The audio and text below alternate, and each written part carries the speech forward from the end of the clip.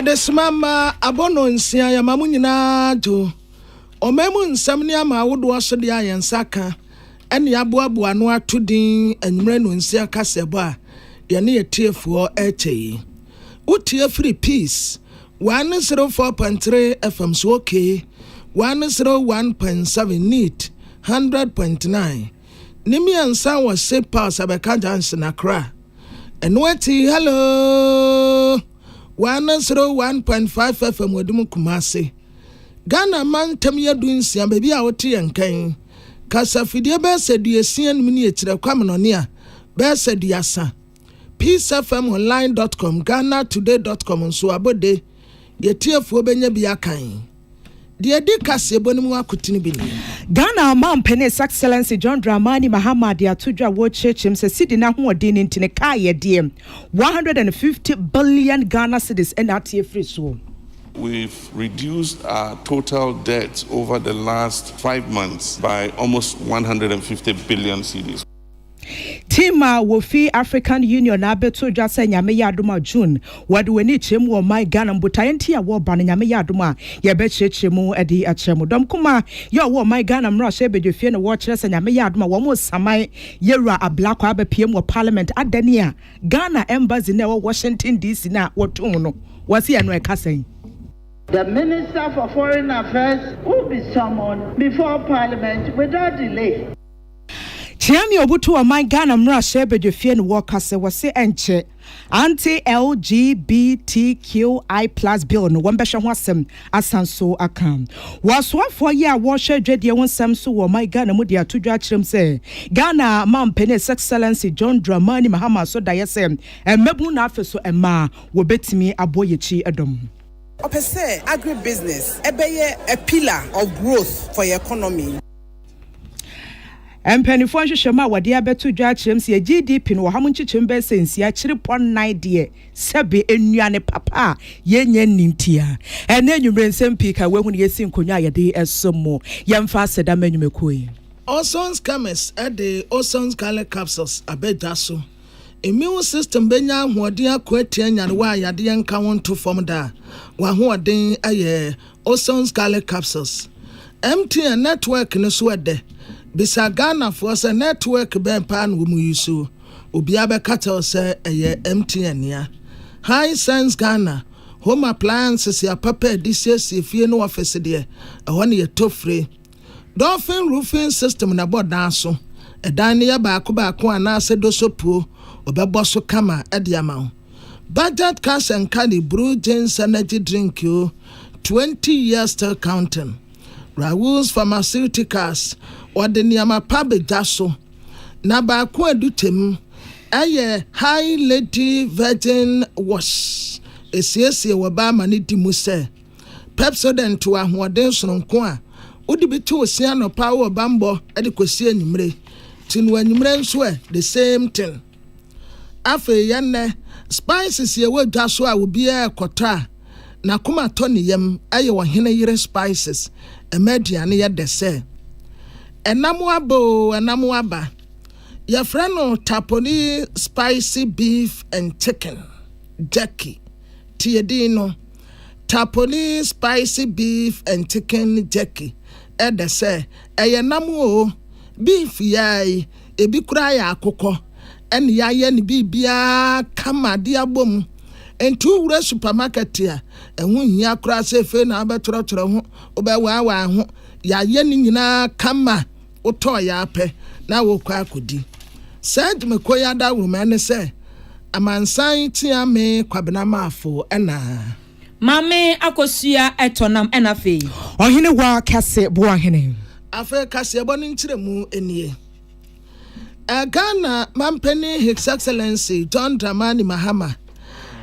wako tumedie bi ewo Abidjan 60th annual meeting Africa Development Bank and 51st annual meeting Africa Development Fund Abidjan Cote d'Ivoire womu kropomu wana saad medie ekoso na saad medie etie kukudam ya womu son takrate ewe bibimamu nyina kokosia wase bi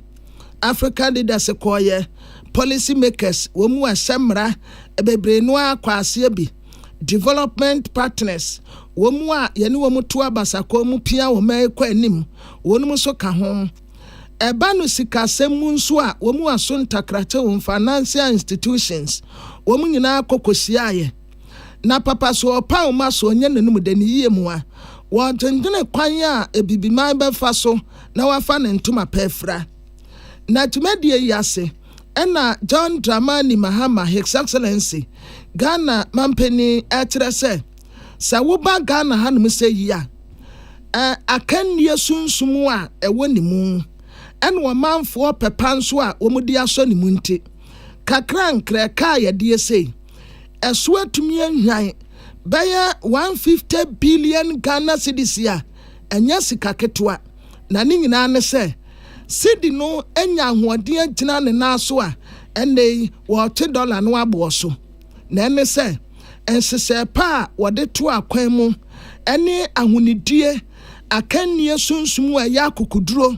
anamontuo bi wɔ no a wutu a obi bɛka sɛ dabi saa anamontuo we de enka otenten so a enkaye wɔse dabi yebetu saa anamon no ene na bɛboa ampa no wetu saa anamon no afei investors ya kane na wo mu nitidie bia wo main tikyere mu no esi a wonum nyina saba economy no stabilize kama na we ya wo ye enya se bia wo de so honom a wo sese yebetumi atua kwanim a ye friend say long term growth no ebe kwanim a ma dollar no kra ebe ba beda form say tim.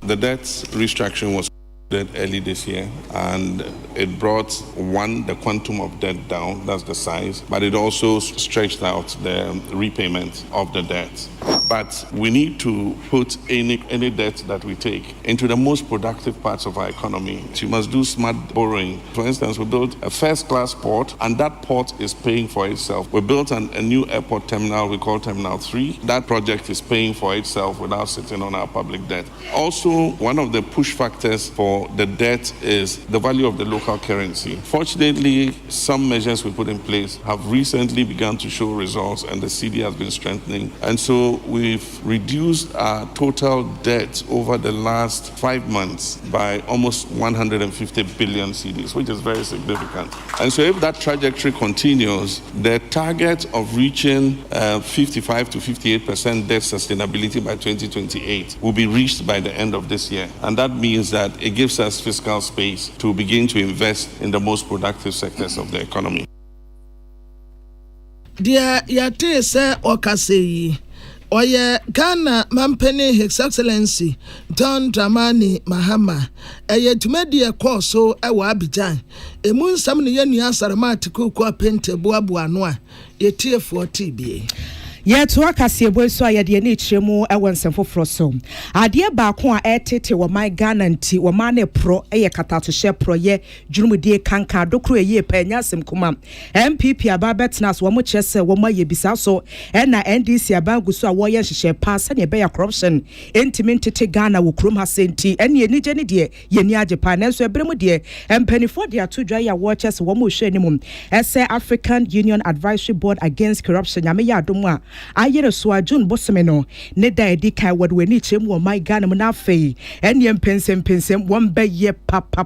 hwese enti wo my Ghana nye bia katase hye proye dwurumudie kankan kwan ben so ne eguso aye kutia ye soritia wiase amansan standard ye duru ho anase ye nya nuru ho na sansem we pani kwanche for your kasa de maban hagea shamima muslim no wode tu dwabra na wone nsentwofo di nkomo wa bankesem wa chirechim se au eyade abra no bra no wota yesem member state ye bedwunu ho ne se enhyehyɛ no convention no wode ye adwuma na se umfanye adwuma wase we ni bredi kan wo my Ghana ya jatum se sa convention we begina etumi ya hoɔden so ese ye de ye adwuma ti nyame ya adom se ne wo mba se ya ne wo mo hwɛ ne se anti corruption laws ne mrabata o my Ghana ya to ye boase ayere mu pampe se bi to ase ye de hwɛ se ne be ya corruption ye betimi to ase afi kwan a ye fa so se ye de ye adwuma na afi enyumeku akɛse a ya pa wo mo say woman shall not corruption one team into us no woman dwumedie at the same wo penny to an enkasem no dia to dwa watches nyame ya adoma pamfo no anase team beba be pm wo my Ghana mu June bosome ne da edikan na dwumedie no beto so akosi say June bosome ne da toso ensia ne nyina dam eye nhihye map ogusu a wato oboase na wo mu ahihye wato so a chechem say team ni hwe ne mu say wo mu ne mpanifo akuku dam ne nintinim ya wo fi mampani atena kese be hye mu sa so na Ministry of Justice and Pennyform Attorney General's Department na be hye mu na ba ko aka ho a wo chese wanka ho asem be ha dwenem civil society organizations wo mu ebode wuro krom ha corruption nya munyam Ghana Integrity Initiative sa so na Ghana Anti-Corruption Coalition and some pinaka we hu wadi to drum. Ghana, as one of the earliest champions of this convention, has demonstrated commendable leadership in fortifying its anti-corruption systems. This review presents an invaluable opportunity to evaluate our progress, celebrate achievements, and identify strategic recommendations that will further enhance institutional effectiveness and public trust. This affords us with a rare opportunity to reaffirm our shared commitment to a future where governance is rooted in ethics, justice, and unwavering resolve to combat corruption in all of its forms. Together, we continue to build an Africa that thrives on the principles of accountability and the rule of law. As we prepare for this mission, we reaffirm our shared vision, an Africa where governance is rooted in fairness, where public trust is earned through action, and where the fight against corruption leaves no room for complacency.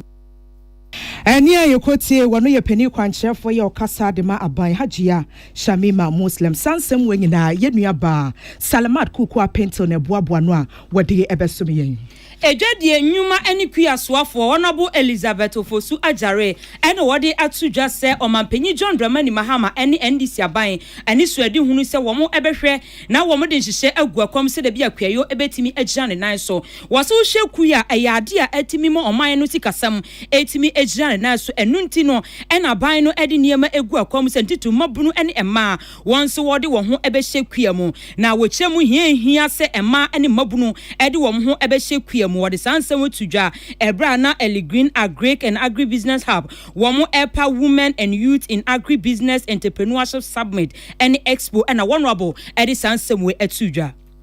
Yenyina ye mampanyi Excellency John Dramani Mahama wama yenya ministry bia ye friend no Ministry of Trade, Agribusiness and Industry Akan no na Ministry of Trade and Industry na ne agribusiness abeye ye Mahama ni swade kese enti we ye no nko ama no subsector yenti a waye agribusiness e dia ka ministry no ne say opese agribusiness ebeye a pillar of growth for your economy yeboa ama contract commercial farming yaba ye nyina ye hu say ye industry no omo use agri produce no omo nya raw materials ye be onwanwa say tomatoes kura ye kra ene aye adwuma wa ha agri business abeya ye provide enabling environment for people to participate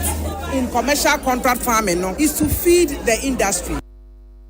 Na enuachi no Presidential Initiative on Agribusiness opanyipa wada womano awo Office of the President Honorable Peter Abuama enso ese ehu behia pa se aban no ebehye na akuyayo gap a edakwo no wo metimi ahye mu kem na enunti ene opese ema ene emabuno ede wo hu hyem se da bia akuyayo nsem ebetimi agia ne nan so ewo man we mu Sahodo ena aban ye na ne nyina mu no hwa ne tipa ne se ye betimi akreti adwuma dodo na ama emba no ene embabu no onim se emba no na sabio se wo hwe ye nhihye ye mu a enema ne bebre o maka akire but o mo so na o mo bo mo ho modin yi pa enkanka ne kuayo mu ene se ya ye kuayo ne yetwa no ba ye process ne ya add value wo mo na o mo di mu akotrempa enti no hwe a afi we President Mahama ni suadi hunu enyina wo frɛ no agriculture for economic transformation no wo de asisu se ye mmomode ne ma dodo na ne mbabunu no dodo na emfa wo ho njim because we Ghana ne ye frɛ no agriculture age no efiri be say 54 years eco 60 years nanso aban focus ne policy no ama mbabunu no ene mba no dodo na de omo agimu e be makuayo na kosoro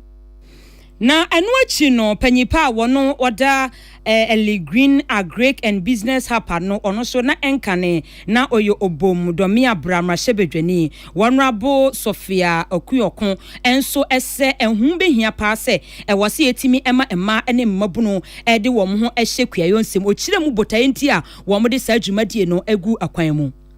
And that day, Green Agriculture and Agribusiness Hub. Yeah, pay a huntuma. Said the say ye bet me encourage ana ashe emaba wane ye man nkuna said the beya ombe who say ejuma bebre ewo hwa se wode ohunji agribusiness emu agribusiness no ade bia obia oye ade bia ya ade bia ye dua agriculture wetimi add value to it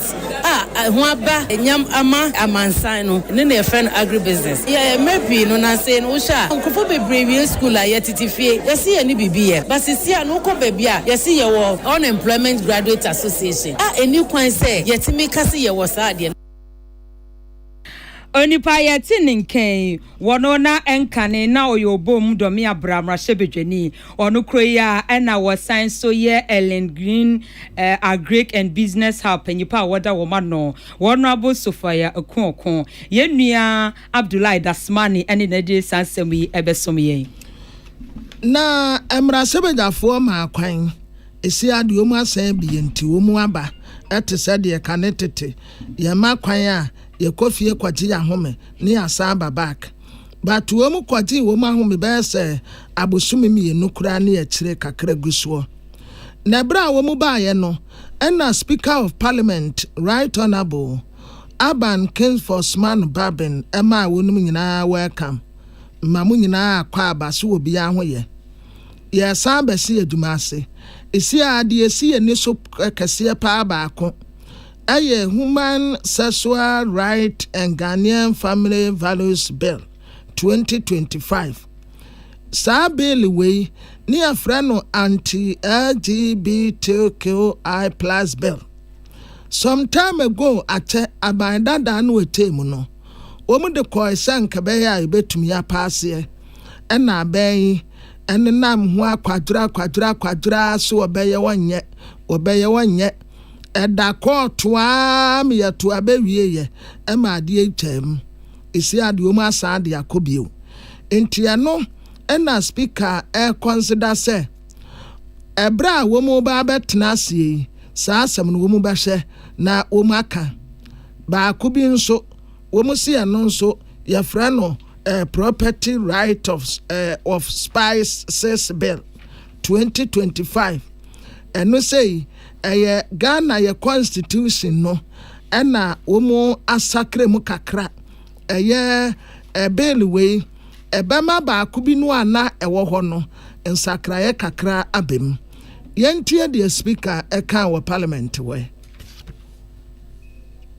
3 Private Members Bill, the Property Rights of Spouses Bill 2025, Constitution of the Republic of Ghana Amendment Bill 2025, and Human Sexual Rights and Family Values Bill 2025 have completed the processes as required by the standing orders and are expected to be presented for the first reading during the course of this meeting. We also expect to lay for consideration of the House the Corporate Insolvency and Restructuring Regulations 2025. So far, 17 papers are ready to be presented to the House for consideration. But I must hasten to add that the House is yet to receive the full list of proposed business from the government. Members' business, as you all know, will come as they are ready and admitted by me. We also have 4 reports that are pending before committees. We further expect to tackle the reports of our 2 ad hoc committees. The report on the ad hoc committee established to investigate the violent disorder that characterized the meetings of the Appointments Committee on Thursday, 30th and Friday, 31st January 2025.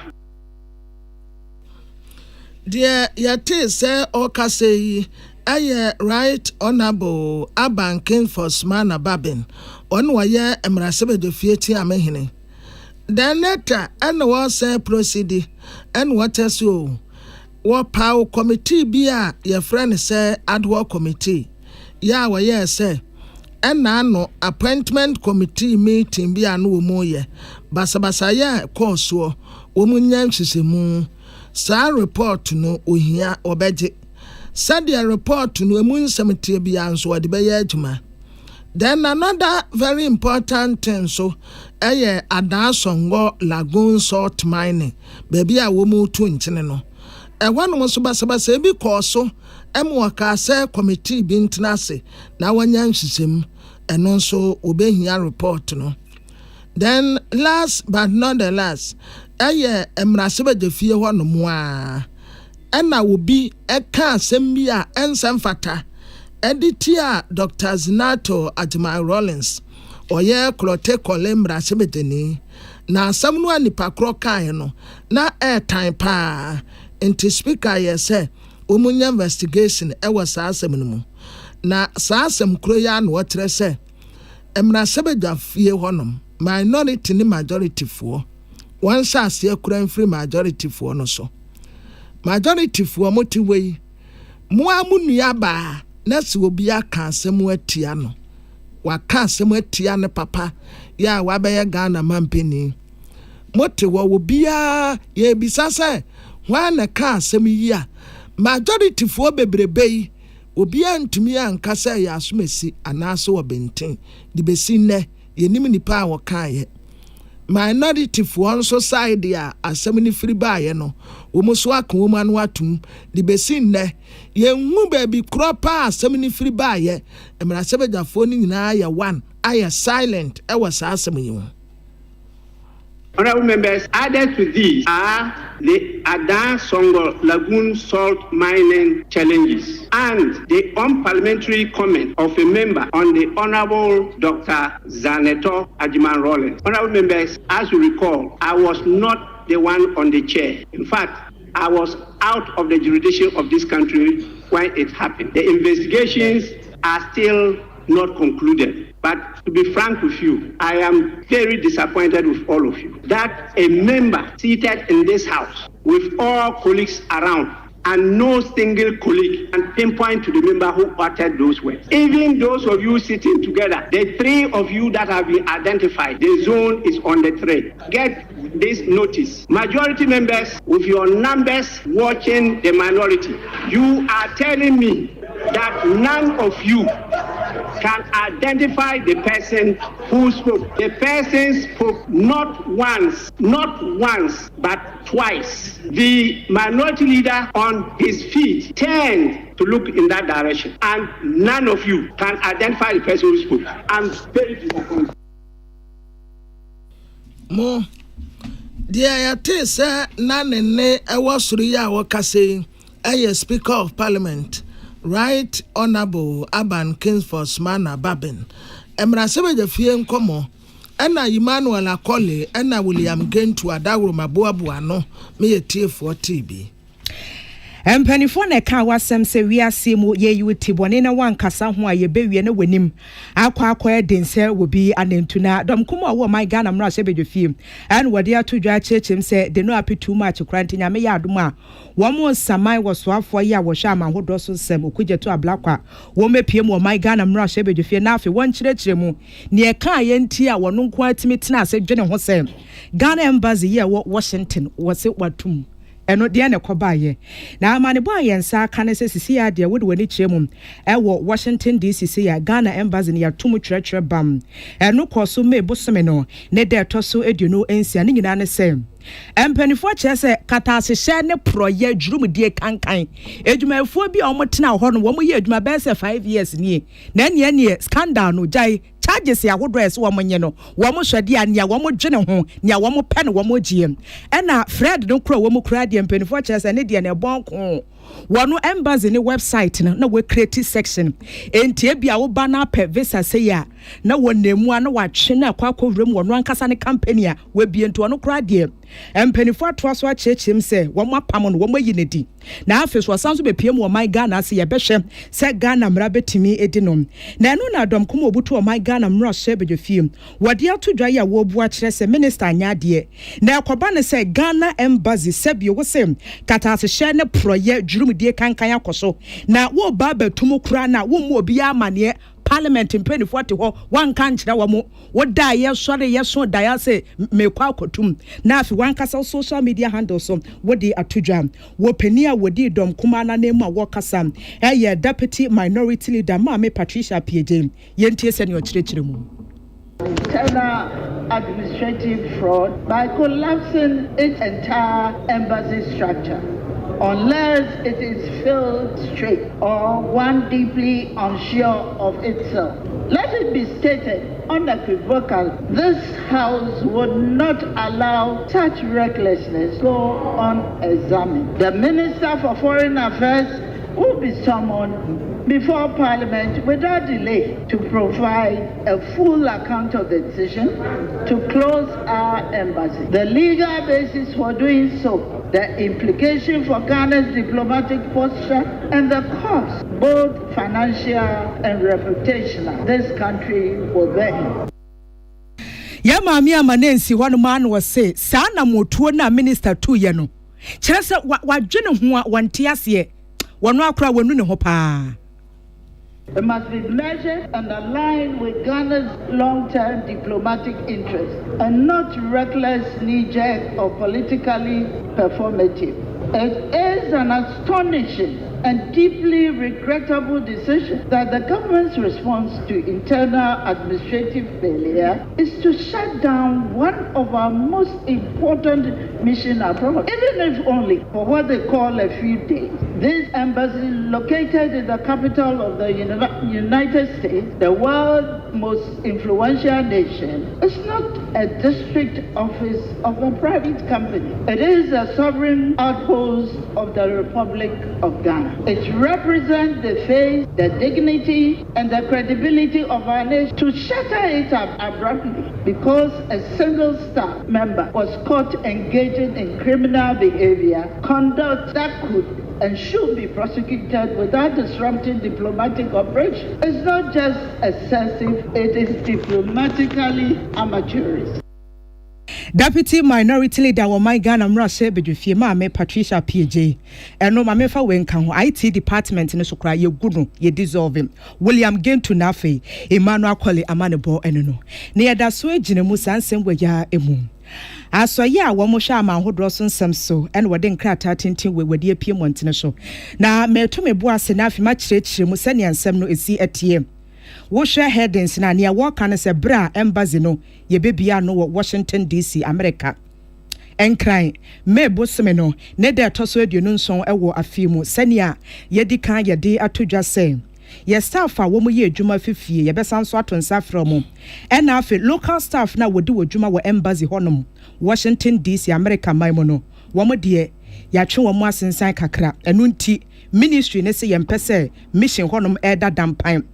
ya tu ye boase eyi nipa ekukudam seasoned diplomat say womonko sane be ya dwumedie bi ekoso say bia system no ye ne nsiesie embassy nankasa mudie e na afes operations ebetimi akoso ye sanso aka kire Ghana fo nyina say ya suma IT team say medi kan ka kire mo say esi ani se wo hwe ye embassy na abrante Fred no nia wo ye ne se section na wo create enti information bi aba na application bi aba na ewurem na akwakoto ne company ne mu ntino ye yi IT team a wo mo na hwe na ye website no wetimi aye ho adwuma enti ekoba ne se bia wo fa pese wo to ne bo ase na wo ye application bi a enkowura kona bia na emum IT system no so ye embassy ne diam e na betimi ewura ministry ne se wo Ghana fo nyina amane se nyame ya adoma se yetumu me bosome ne de toso aduonu nsia enche kura ya wada we ya me bosome no ne de toso aduonu nkro ne behwe se ye bi enti yesrem se ne obeka se bia ye dwumedie ne bi wo hodoma atia kemu no da bi yesrem ada momfa ncheye na ne ekoba ne ha adwene ntim na yamfa ye nan ensi form ensi gina ya no wode ya international community no se no behu Ghana fa se sebe bonisi a yesoso ana enti se bia wo asembi se bia eno ane se ye website no wakoso uboshem pepepe bibia ye kama na afi nkomo bia no yetimi edim ministry na atoaso akyerɛkyerɛ mu sɛ ne ekoba ye nti ya embassy ne yetum kyerɛkyerɛ bam no auditor general penifo atibi edi attorney general nkasa atibi okroma se yam wo guso a wo ye nhihye se saafo no ye betimi atwe wo mo asom na etwa to okra ne se ye hye mu nyina abo se ne ye som mu akukuduro kwan so na ye bom ho ban perepere ye nkontebuom Ghana ye mudie no ye dasoa eginemu enti wei eye nsam a efi Ministry of Foreign Affairs Ghana for ye kenka bi diamamu na wasanse nkora mu na Okankwe Central ma hyebedwani Honorable Patrick Yaboama ede atudwa se wote ya wase Minister of Foreign Affairs Honorable Samoku Jeto Ablakwa se wato Ghana Embassy wo Washington DC wochem se hadwen papa wase wo ba international na se wiase afa na nyina edin ben ena omehu Ghana ede afa na wochem se sa fraud na ekoso ne de no de ye nka se eyade papa na emom no wochem se oman no so hia sika yetumu no a nipa ebeba ho na wo ne oman no anase embassy no abedi nsawoso no yetumu ebasa no emmoa kranti wo srese anamo a minister atuo no won kono nsambra wo mie se de be ya embassy no ebeye adwuma Tumi so obeye saade na nso so oye saade nyina wo se ode Ghana eni onyam so etunsani ani na so obetwi nipa na so kra o se adwumakuo no ekoso ye adwuma sisi yatum bia no bi wo dwumadie bi wo Ghana waje ne 1 week leave bia na bibi ne visa wo tied to so obeba bedi ne vacation na obeba be ne business meeting bi wo Ghana sisi yato embassy ye ntimi issue visa da be na ebe bi embassy ama omo a o se omukwaji visa na say omukoye adwuma set up department ni bio in the insense bibre me de madwene mu say anka department no corona assembly form ho no and so ye betwe omasi nche na immediately ye de nkofo akwakoye adwuma na embassy na to adwuma so because enye first time insense masi embassy Wamana nso a Honorable Patrick Yaboama eto asese wosere ni manimu ya se yemie se de be adwuma ebekoso wo embassy ho na yetimi anya sika e de asom oman no Esan say any America foodings also Africa ye kose ye extend the AGOA African Growth and Opportunities Act no ye say ye benya investors bebre Millennium Development Millennium Development Authority Ghana ni Millennium Challenge Group Corporation American Susudins also IMF for Honomofa consular services visas programs so the Washington Post is a very busy one and he said tuna JJ Musa anything Mr. Minister and say I said few days many can say 3 days a trip Ghana obiani ho betima ensa kan visa from Washington. East Coast no so Ghana for bebre wo Maryland, Washington, Virginia. Kwa omo New York side no betima ko New York mission. Intervention honorable Blackwa Madam Franche don cast a million superintendent. Okankwe Central Mrashebedwani Honorable Patrick Yaboama ne na woti ye Emmanuel Akoli ene William Gentu ene de nsem yi ebesom yen na Mrashebedafo asetena enne na edom kuma minority no wo mu deputy leader kura ne di enim Honorable Patricia Apieje ena wo katre His Excellency John Dramani Mahama se wa ya ade ma ye wonum ya pa titiri say Chief Justice Gertrude Arabes Abatokuno ya wa suspending wono eye wonum ya pa afi anya no nkwampo wan kwatenkwate a atemwo adwuma no Supreme Court won so wasabo nipa bidin ya yede wonum so ekwa akoka ho en water say esi Supreme Court wo sa park no NDC for te said ye kane omubo MPP for sobo no a sa pepepe na wono so ayi wo se ekoba sa ye democracy no a ye de boy ye ho safo hene no na ye didi boni ama no. The audacious attempt by the presidency to undermine judicial independence have reached dangerous proportions. The nation was in disbelief as the executive launched raising efforts to remove the Chief Justice of the Republic. An assault not merely on one officer holder, but on the very sanctity of the judicial rank. At the same time, the president is seeking to pack the Supreme Court with loyal 7 nominations in one suit clearly designed to bind the hands of the Judicial Council and tilt the highest court in the land towards executive interest. Dear Tessa or Casey, Honorable Patricia Piedei, and what can be at His Excellency John Dramani Mahama, Yenya William came to me, Emmanuel Akoli, Ebuabu no bayi. Donkuma ya wo man Ghana mra shebe dofie nia wadi wo mu anim. Deputy ranking member. Energy committee no so wo man Ghana mra shebe dofie Collins Adoma Komensa no say Ghana for some ka kire mu say ECG containers bi eni hodom ayera efi Tema Port. Me kan ye so ade na say mo bete ase mo nyintum ye minority nti ye kasa wo bi emu aye wo bi entie si ye kan say energy ministry no to wo boase wadwuma ye kosi ase anka wo be hu asem a me kan na wo de sansem we nyina to dwabra na wo ne nsenkyerofo edi nkomo no wo bu a kire say kane ye ti krom hayi say energy ministry ne ka kire Ghana for say containers ya ECG for dia na ayere fi Tema Port no Beye 1,300. Now fed ye near yeti for fraud say 2,637 was here no one coffee free yenti opinion. Containers are almost a fit Tema Port. I feel quite Mako Akuhunu more than twice the number now, almost a free port or port one. What it means is in someone here to say containers no Iran and yes, and it. Mekaipa said the former managing director of ECG, Dubik Akan said containers no ain't meaning and that it should be in the possession of the Ghana Port and Harbours Authority. Edina Temwa and then Adedi says our containers I say Iran. Say now containers in our ports. The whole yes, near minister of the issue about the containers. Indeed, who share daily graphic reports now almost say you could retrieve containers no. Now I quite to say the containers naira and I feel no makuhunu and tesa say na containers ni now Tema Port according to the daily graphic reports. Let's say containers na near kasa ira ni and tesa containers ni na e Tema Port. The best minister so umra Parliament no a full briefing on the issues of containers. Eni ayokoti wono deputy ranking member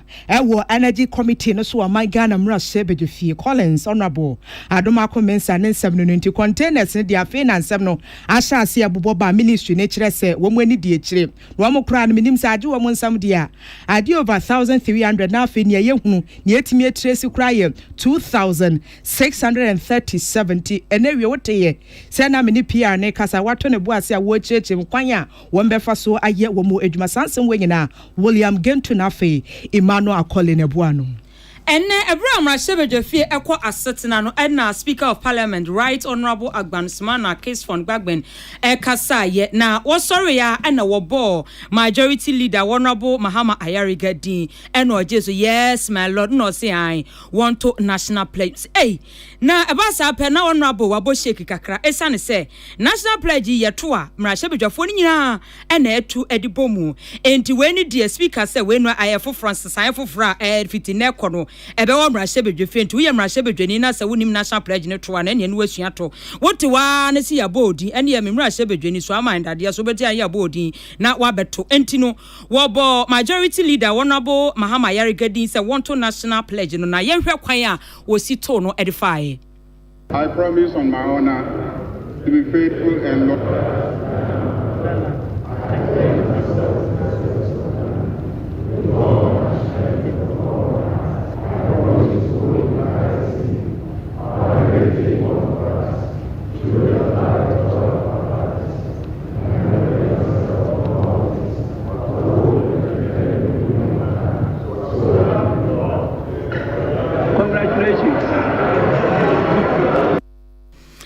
Any awoti ye majority leader Honorable Mahama Ayariga kwanya ofa so to national pledge no wo Rashebedefie William Gentu any Emmanuel Akoli and edin semi ebesomiye. Na Deputy Minister of Education Dr. Clementa Park and Wakase was say abai the staff fufuro biba na bema senior high school no aya kono say free senior high school no or pesa what trade mu de ko private senior high schools no na obi anya mu mfaso bi free afefoforo ebekwa akosen mu 2026 wode kro na bra wone nsam kyerefo kasa no en wo kyerɛ sɛ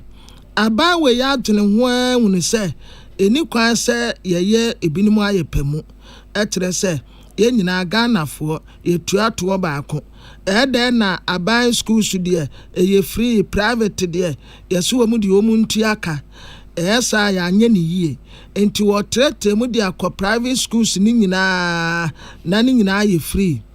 papa so opa o ma so nye nanum de ne yie mu a wo trese sade be ya sa double track system ya traffic so ready a ebinim agina eso green ya enkwada bi ko school no obeyi sansese ni nyina afri ho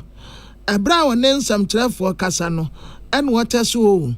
His Excellency John Dramani Mahama any NDC amanyoko manifesto no na wom sa womu pasu womu tretremu Ghana ni babia enya ho mfaso obi na so far krampo ministry no feedback ya womu ate eye pa ehyenkran enti womu betretremu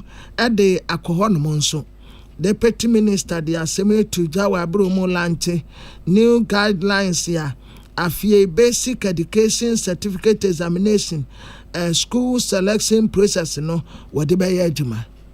As part of our campaign promise, we have been working very, very diligently to bring on board private senior high schools to participate in the delivery of the free senior high school program. Meetings have been held, engagements have been done, and we are very certain that with the diligence that we expect from our side and the eagerness of the private schools to participate, private schools would deliver in their participation. We believe very strongly that in fulfilling this manifesto campaign promise, this is going to serve as an artery in helping us bring an end to what we all describe as the obnoxious double track system.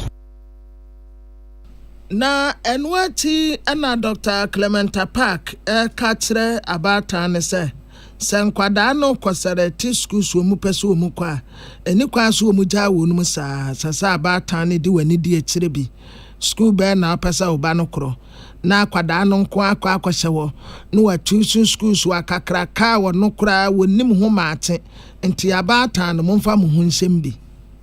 Parents will seek guidance from their junior high school authorities in filling out the school selection forms. Parents are entreated to take a keen interest in this school selection exercise, as this will determine the high school their wards will attend after the completion of their basic education. It is also important to note that no head of school or teacher is permitted to fill out the school selection form of any candidate without the consent of the parent or guardian. The school selection form must be signed off by the parent or guardian and submitted to the head teacher of the junior high school that the candidate attends. To parents and guardians, we expect you to keep a copy of the school selection form. The school selection exercise has seen several modifications over the years, and one of the major reforms is to allow candidates to select category C schools that have similar facilities like category A and B schools. Dear Yatese Okase Dr. Clement Park.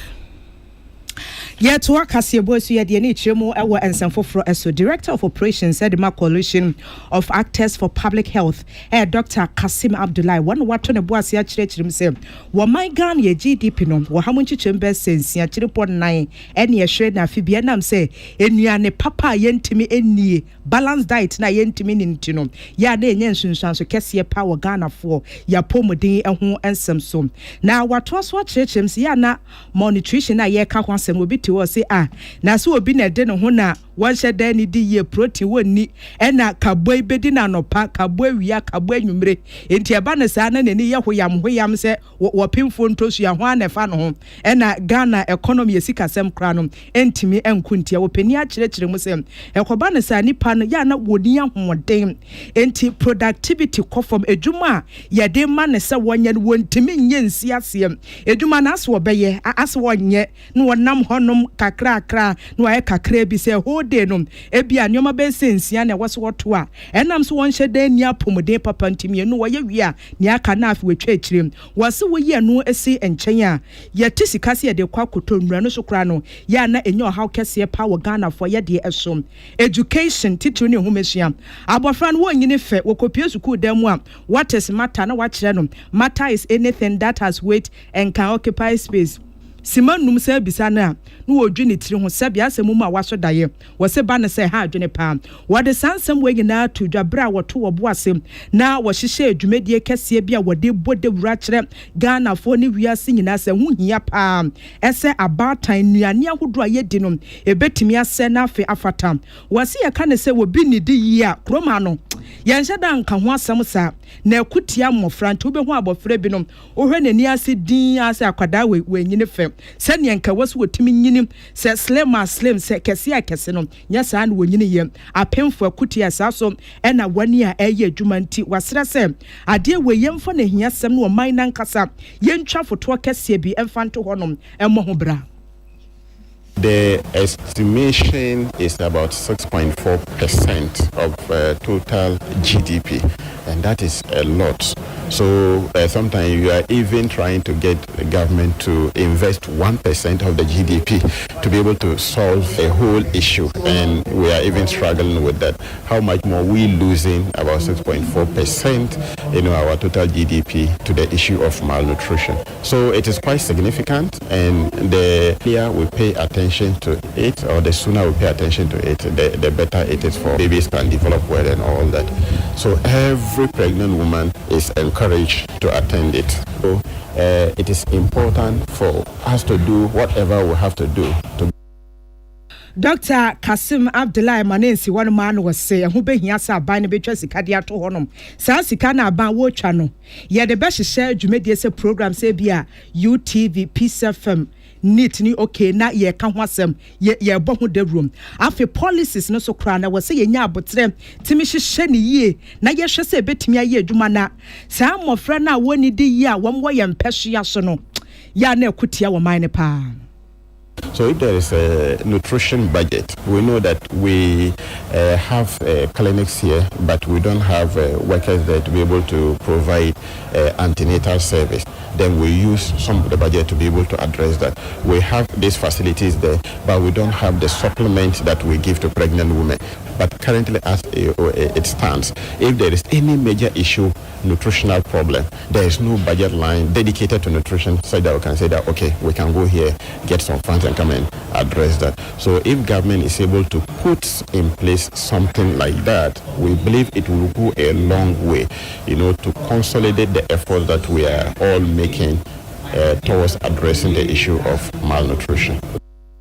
Ania Yokotie wano ye Director of Operations we a coalition of actors for public health Dr. Kasim Abdullahi Penifo say Miko Mankebi Yemfanka team Director of Nutrition ewa Bejoko ya wamosho my Ghana apomo de won some so Mrs. Olivia Timpo Kasain was see and wom guso ye dwuma pa so wamuka so wamo da Ghana for no wamo boanti wamne school feeding caterers no ehun esi nkonya sane be ya kwanya wo fa so ye nnuane yenim se training no wo anya dada na so ye betro mu hia se mofra no protein titru ne kosua ne bedo so wo aduane ne mu na ma wo matimi esua de ma ka wo mutrem na wo de abesom Ghana.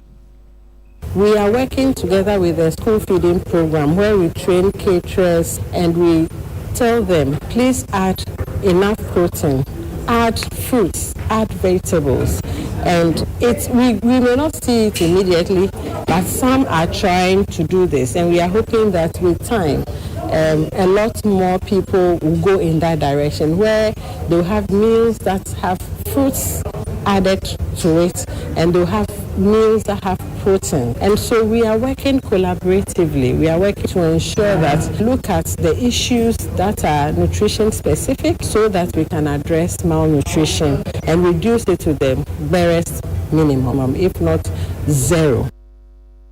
Director of Nutrition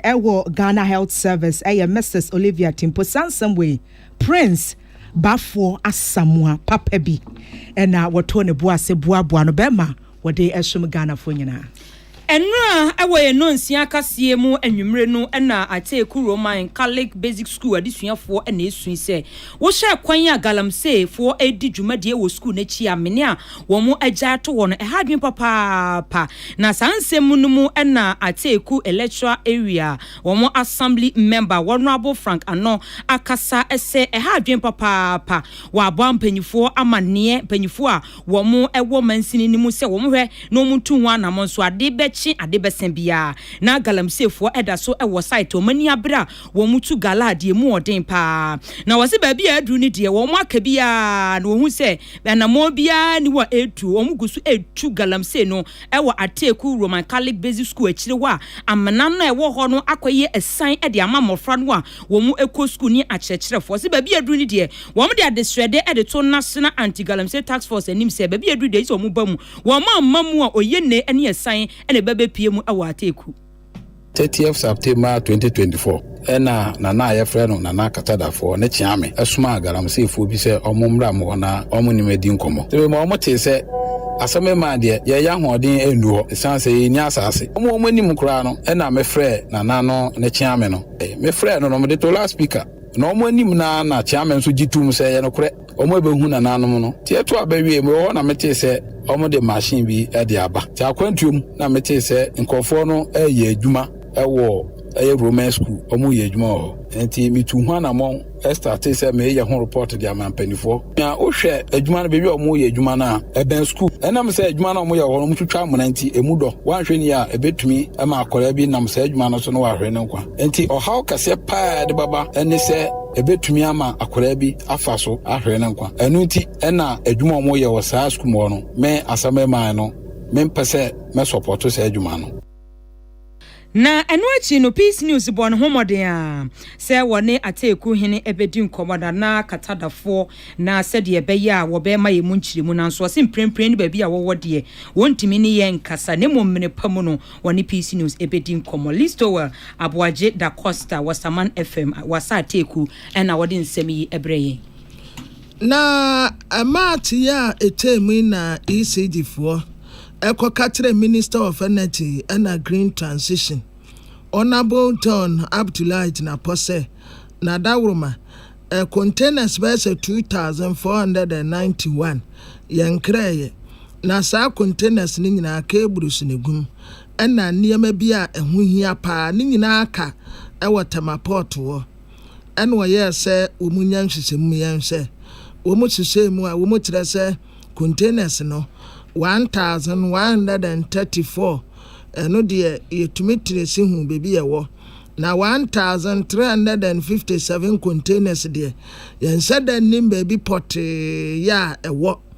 na de yete ye ne se wo ma san de aba betu ye nim se containers ne kura ye 2637 containers ya ayira no na tesa ba kunwa no mu se 1357 no kura de o ma nka ne ye kura we mum na ye original one no enti enne ya Parliamentary kase bomu na Minister of Energy o mu kasa ma afọ ya friend Sir Richmond Roxon enne ohene wa kase bo ahye kasa en wo tirekire mu so containers no asem no ayesa paso ade yeyi ne baako omu gusua omu yanhwesemu na detesia omu nsa aka no container bi wo honom a onse da hu ba bi pote pa omu de akwakosie sa wo hwe map no a ayanwonwan eduru ba bi ayira eduru ba bi asa kopie ha eduru ba bi na markings no asa ayira wo ho enti enim ba bi pote ewo but wadagana fo ase si ya ka se containers ya ayira yi ye nyina ya support ministry no ama omo hwehwe containers na kira kwan. Very key that investigations will continue because one casta we institutional data. That's data. No, what has been found is more than the data you provided. That let's say cause for alarm. Now, instant review or her ECG and as the data now are available no containers cryo containers and then casa data now data so much there so sometimes no be on those containers. The investigation is very key and crucial and the Ghana for trusting or more volunteer information about with all these tracing the ministry is before the ministry will come to more but the investigation is to air to us investigation is and that people will be held responsible for procurement issues. People will be held responsible for the role they play. Nanwatina Richmond Roxon, Teresa, Minister for Energy and Green Transition, Honorable John Jinapo, directed current procurement system one, ECG for a year to manage. And she said, no choir will fast a woman the year to mano. As I said this time around, a muda one more pa said the abaya bibia, to me as you say, Chiraquine. In fact, first one is a minister directive there. The current procurement system at ECG it should never happen again. The whole ECG engages supplier, but ECG they should deliver it to ECG. I won't find the good pot my ECG and cargo chasing of Derby. That's what will happen. Number two, the minister has also directed say non-essential procurement. It should not happen. And yes, you man will be about 2-3 years. Our time and it could 15 years. Why would you do that? You know, that's also another one minister no Akan. Way Richmond Roxon one wire Kasama for Emma Minister of Energy and Green Transition. Nidia ni ejina so ahome kase bonus tia we bi ebebe sisia.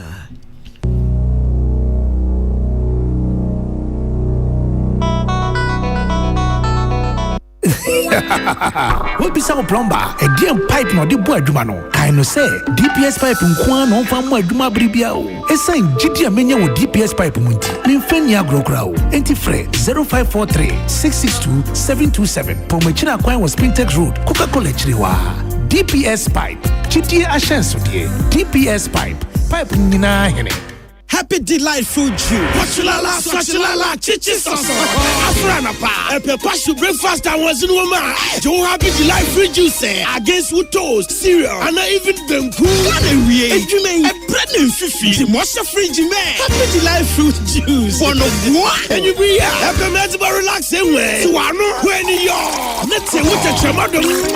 Happy delightful juice. Off and a baby I bring you all day long on fruit juice. I'm happy delight. One different flavor. Different size. You number 1 liter. Number from NG 150 and 250 ml. A healthy life shows on your supermarket. Happy life fruit juice, loaded with taste. Tune it in, turn it up, Peace FM, and rip off the knob. Yama yetiefo nyina akwaba kasebo no esi. Amansan tiame kwabena mafo ana mame akosia etonam enafi ohene wa kese boahene Osons chemist at the Osons garlic capsules immune system benya hoden akwati anyarewa yade anka won to form da esanse de bia hoden sanse wo immune system a sojafo no etina wona so pa Osons garlic capsules MTN network ne so ede Ghana baby a obefa bia MTN atene wo ho MTN here and there MTN here and there we there for you everywhere you go. High Sense Ghana acquire compound name. See a pennyama part twice yes ye fee any office here. Baby a dear nitre aye High Sense Ghana High Sense Ghana and yama pankwa any a ton ho. Nanti akukudrum ne bowra so room kwaje wo de ekosiesie ofie Dolphin roofing system na board danso edan ne ya baako anase wesia bomdo sopuo obebo so kama sa ukoto said the Dolphin roofing board danso a won say yes abrofo ontade wo boso mane ya akono dodo fa weni tire East Legon Trinity Theological Seminar opposite on Sabeka Dolphin roofing system 0543-661-716. Budget cash and Cali brew jeans energy drink you or the bed jasui wahoɔden no a wohia yɛ adwuma de mu no a ɛna wɔde bɛma wo pɛpɛɛpɛ ɛyɛ Blue James energy drink yanom a bɛsɛ 20 years nie yɛnya anom egu so a yɛnom ɛboa nipadua no sɛ Raoul's Pharmaceuticals yo and wɔde new high lady virgin wash ediaba na esiesie wɔ ba ma ne dimu yi wɔ bɛsima sɛ obi a wo use saa wash bi no ogyina hɔ no mu a sɛdeɛ ne din tie no saa pɛpɛpɛ no wɔteɛ wo sɛ madimu ma yi wɔ bɛsima ɔbaa no a mehyehyɛ no ɛno anie sɛ wo pɛ dodoɔ tu a wobɛfrɛ 0208 128190 afei